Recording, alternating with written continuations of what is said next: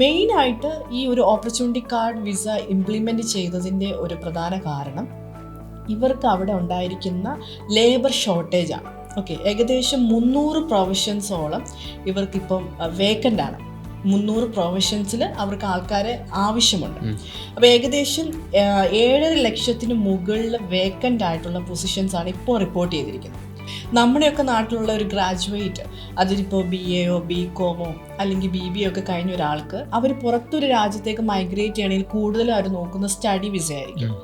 അപ്പോൾ ഇപ്പം മാറി വന്നിരിക്കുന്ന വളരെ സ്ട്രിക്റ്റ് ആയിട്ടുള്ള സ്റ്റഡി വിസ റൂളുകൾ ഒരുപാട് പേരെ ബുദ്ധിമുട്ടിലേക്ക് ആക്കിയിട്ടുണ്ട്. അപ്പം അതിനൊക്കെ ഒരു പരിഹാരമായിട്ട് യൂറോപ്പിലേക്ക് മൈഗ്രേറ്റ് ചെയ്യാൻ ആഗ്രഹിക്കുന്ന ഒരാൾക്ക് വിത്തൗട്ട് എനി എക്സ്പീരിയൻസ്, ഓക്കെ, പഠിച്ചിറങ്ങിക്കഴിഞ്ഞ് നമുക്കൊരു ബേസിക് ലെവൽ അവർക്ക് ഒരു ലാംഗ്വേജ് പ്രൊഫഷൻസി കാണിക്കുവാണെന്നുണ്ടെങ്കിൽ വേഗത്തിൽ നമുക്ക് യൂറോപ്പിൽ എൻട്രി ചെയ്യാൻ പറ്റും. ഓക്കെ, അതോടൊപ്പം തന്നെ അവർക്ക് ഈ പാർട്ട് ടൈം ആയിട്ടുള്ള ജോബിൽ നമുക്ക് ഏകദേശം ഒരു 10 ലക്ഷം രൂപ മുതൽ 15 ലക്ഷം രൂപ വരെ നമുക്ക് ഏൺ ചെയ്യാൻ സാധിക്കുന്നു. അങ്ങനെ ഇവർക്ക് പയ്യെ ഇവർക്ക് ഇഷ്ടമുള്ള ഒരു മേഖലയിലേക്ക് ജോബിലേക്ക് സെറ്റിൽ ചെയ്യാനായിട്ടും ഒക്കെ നമുക്ക് ഇതിന് ഹെൽപ്പ് ചെയ്യുന്ന ഒരു വിസയാണ്.